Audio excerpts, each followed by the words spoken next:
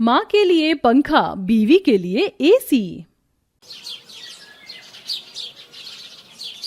माँ माँ माँ, कहाँ हो आप? जल्दी से यहाँ पर आओ। देखो मैं कितनी अच्छी खुशखबरी लेकर आया हूँ आपके लिए। शकुंतला रसोई में खाना बना रही होती है। अपने बेटे की आवाज सुनते ही शकुंतला रसोई से बाहर आती है और अपने बेटे से कहती है, क्या हुआ? क्यों इतना चिल्ला रहा है? क्या कुछ लेकर आया है तू मेरे लिए? माँ, आपके बेटे को ना बहुत बड़ी कंपनी में काम मिल गया है। और आपको परेशान होने की जरूरत नहीं है। मैं जानता हूँ आपको बहुत गर्मी लगती है ना। रसोई में खड़े होकर आप गर्मी में खाना बनाती हो। आपके कमरे में भी सिर्फ एक पंखा है, लेकिन अब मैं नौकरी करूंगा और आपके कमरे से लेकर रसोई तक भी मैं एसी लगवा दूंगा। मेरा बेटा इतनी जल्दी तरक्की करेगा मेरे लिए इतना ही काफी है। बेटा रुक जा, मैं तेरा मुंह मीठा कराती हूँ। शकुंतला कुणाल दोनों अकेले घर में रहा करते थे। वह मिडिल क्लास फैमिली से बिलोंग करते थे। इसी के चलते शकुंतला रसोई में जाती है और दही में शक्कर मिलाकर अपने बेटे का मुंह मीठा कराती है। अब घर में मैं तेरा मुंह मीठा किस चीज से करूं? यही है, इसी से मुंह मीठा कर ले और मैं भगवान से दुआ करूंगी कि तू हमेशा तरक्की करे, खुश रहे, अपने जीवन में आगे बढ़े। आपका ही तो आशीर्वाद है माँ। आज पिताजी ये सब देखकर बहुत खुश हो रहे होंगे कि उनका बेटा किसी काबिल बन गया, और अब मैं आपकी बहुत अच्छे से देख रेख भी करूंगा। इस तरह कुणाल अपनी माँ को गले से लगा लेता है। बचपन में कुणाल के पिता एक दुर्घटना के कारण उसे छोड़कर भगवान को प्यारे हो गए थे। तब से उसकी माँ ने ही उसे पाल पोस कर बड़ा किया और इसी के चलते अब कुणाल बहुत अच्छी कंपनी में जॉब के लिए जाने लगता है। आज मेरा यहाँ पर पहला दिन है। हे भगवान, सब कुछ ठीक ही होना चाहिए। कुणाल जैसे ही ऑफिस के अंदर घुसता है, उसकी टक्कर एक लड़की से हो जाती है और उसकी सारी फाइल्स नीचे गिर जाती हैं। What rubbish! तुम्हें दिखाई नहीं देता? अरे अंधे होकर चल रहे हो? सारी की सारी फाइल गिरा दी। कितनी मुश्किल से मैंने सेट की थी और मुझे दोबारा से इन पर मेहनत करनी पड़ेगी। I am really sorry. Actually मुझे दिखा नहीं, आप भी अचानक से मेरे सामने आ गई और मेरी आपसे टक्कर हो गई। लेकिन मैंने ये सब जानबूझकर नहीं किया। मैं आपकी मदद करवाता हूँ। कुणाल ऐसा कहकर सारे पेपर्स, डॉक्यूमेंट, फाइल्स इकट्ठी करके प्रियांशी को दे देता है। देखिए, अगर आप कंफर्टेबल हैं तो मैं आपकी मदद करवा सकता हूँ इन फाइल्स को दोबारा रेडी करने में। ठीक है, आप मुझे लंच में कैंटीन में मिल जाना। प्रियांशी ऐसा कहकर अपने डेस्क पर बैठ जाती है। कुणाल भी अपने टेबल पर बैठकर अपना काम शुरू कर देता है। लंच में वह प्रियांशी की मदद करवाता है। इस तरह दोनों में बातें शुरू होती हैं।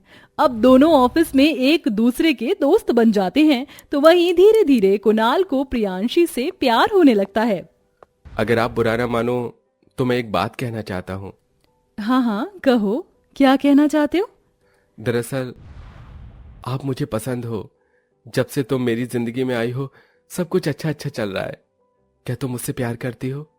प्रियांशी ये सुनते ही चुप हो जाती है। तुम्हारी चुप्पी से मैं समझ गया कि तुम मुझसे प्यार नहीं करती। चलो कोई बात नहीं, मेरी बातों का बुरा मत मानना। हम पहले की तरह दोस्त रहेंगे। ऐसा नहीं है, ये बात मैं भी तुमसे बहुत समय से कहना चाहती थी कि मैं तुमसे बहुत प्यार करने लगी हूँ। क्या तुम अपना साथ जीवन भर के लिए दे सकते हो? ये सुनते ही कुणाल बहुत खुश होता है। तुम कहो तो सही, मैं तो अपना जीवन तुम्हारे नाम कर दूं।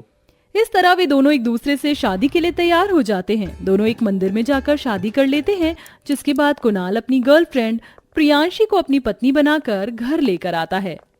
माँ कहाँ हो आप? अरे बेटा, तू आ गया इतनी जल्दी? ये लड़की कौन है तेरे साथ? माँ, ये आपकी बहू है। चलो प्रियांशी, पैर छू लो माँ के। ये सो कॉल रीति रिवाज मुझे पसंद नहीं। ये जरूरी है क्या कि मैं तुम्हारी माँ के पैर छूं? कोई बात नहीं, मैं जानती हूँ तुम्हारी पत्नी मॉडर्न है, लेकिन बेटा तूने मुझे बताया क्यों नहीं कि तू किसी लड़की से प्यार करता है? मैं खुद तेरी शादी बहुत धूमधाम से करवा देती। अभी ये बात खत्म करो, मुझे बहुत गर्मी लग रही है। कुणाल, क्या तुम्हें दिखाई नहीं दे रहा है? मेरे चेहरे पर देखो, कितने पसीने आए हैं। तुम्हारा कमरा कहाँ है? मुझे थोड़ी देर आराम करना है। लगता है बहू को थकावट हो रही है।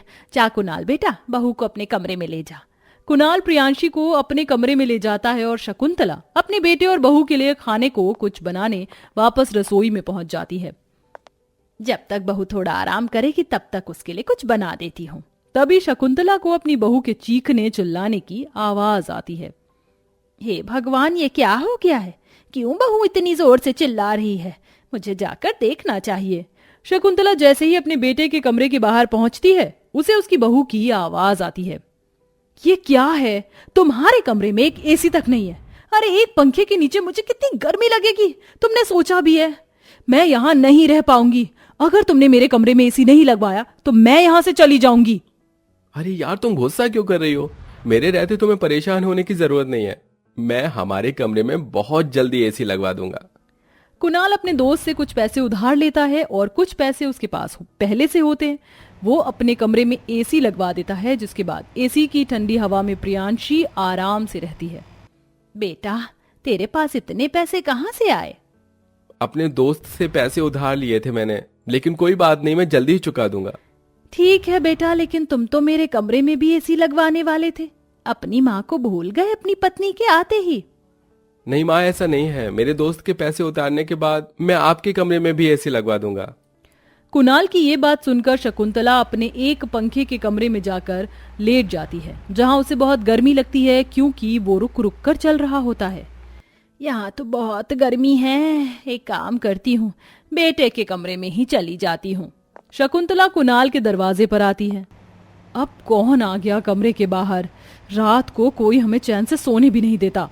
प्रियांशी जब दरवाजा खोलती तो अपनी सास को सामने देखते ही रहती है। अरे क्या हुआ माँ जी, आप यहाँ पर इतनी रात में? बहू, मेरे कमरे में एक पंखा लगा है, थोड़ा वो खराब हो रहा है, मेरा जी सा घबरा रहा है। तुम्हारे कमरे में एसी लगा है, मैं थोड़ी देर यहीं पर सो जाऊं, मेरी तबीयत ठीक नहीं लग रही। अरे माँ जी, आपके बेटे और बहू की नई नई शादी हुई है, ये आप कैसे कह सकती हैं?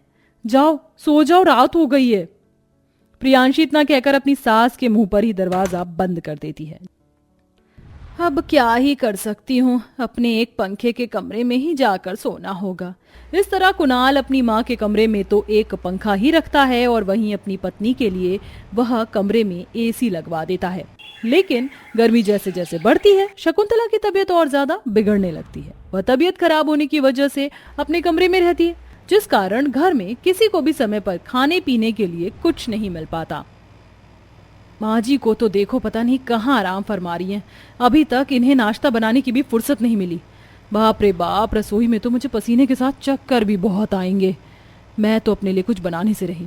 प्रियांशी ऐसा सोचकर अपनी सास शकुंतला को बुलाने जाती है, जहाँ शकुंतला कमरे में अधमरी हालत में दिखाई देती है। अरे शर्म नहीं आ रही है क्या? यहाँ पर बिस्तर लगाकर सो रही हो, वो भी कुंभकर्ण की तरह। उठो, चलो जल्दी उठो और नाश्ता बनाओ। प्रियांशी ऐसा कहते हुए अपनी सास को जगाती है। माफ करना बहू, गर्मी में रात भर नींद नहीं आई, अभी सुबह ही मेरी आंख लगी थी, मेरी तबीयत भी ठीक नहीं है, आज तुम ही कुछ खाने के लिए बना लो। ये सुनते ही प्रियांशी गुस्से से आग बबूला होकर अपने कमरे में आ जाती है, जहां वो अपनी पति से कहती है, आप मुझे अपना क्रेडिट कार्ड दे दीजिए, बस मुझे यहाँ खाना नहीं खाना, मुझे बाहर का खाना खाना है। कुणाल अपनी पत्नी को रेस्टोरेंट में खाना खिलाने ले जाता है और यहाँ बेचारी शकुंतला भूखी प्यासी रह जाती है।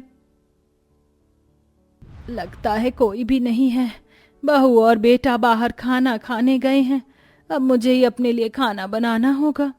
एक तो गर्मी से शकुंतला को चक्कर आ रहे थे, तो दूसरी तरफ वह रसोई में गर्मी में ही जाकर खाना बनाने लगती है।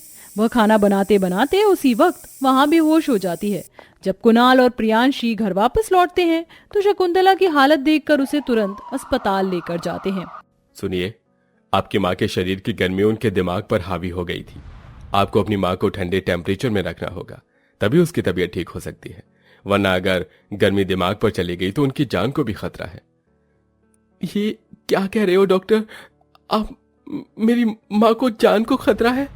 हाँ, बिल्कुल सही कह रहा हूं। इन्हें ठंडा टेम्परेचर किसी भी कीमत पर चाहिए होगा। डॉक्टर के मुंह से ये सुनते ही कुणाल उसी दिन अपनी पत्नी के कमरे से एसी हटाकर अपनी माँ के कमरे में लगा देता है। इस बात से उसकी पत्नी गुस्से में आकर उसे छोड़कर जाने लगती है। तुम एक अच्छे पति होने के लायक ही नहीं हो, पता नहीं क्या सोचकर मैंने तुमसे शादी कर ली। अब मैं तुम्हारे साथ और नहीं रह सकती, मैं इस घर को छोड़कर जा रही हूँ। रखो अपनी माँ को इस घर के अंदर खुश। प्रियांशी इतना कहकर घर छोड़कर चली जाती है तो वहीं कहीं ना कहीं कुणाल को भी अपनी गलती का एहसास होता है और वो अपनी माँ का हाथ पकड़कर कहता है, हाँ, मैंने आपसे वादा किया था कि इस घर के अंदर सबसे पहले एसी आपके कमरे में लगेगा, लेकिन अपनी बीवी के चलते मैंने उसे वादे को निभाया ही नहीं। आज मैंने आपके कमरे में एसी लगवा दिया है माँ, अब आप जल्दी ठीक हो जाओगी। इस तरह कुणाल अपनी माँ से माफी मांगकर अपनी माँ का बहुत ख्याल रखता है। बहुत जल्द शकुंतला पहले की तरह ठीक हो जाती है, जिसके बाद वह प्रियांशी को समझा बुझाकर वापस घर ले आती है और प्रियांशी भी सारी बातें समझ जाती है और सब लोग एक साथ खुशी खुशी रहने लगते हैं।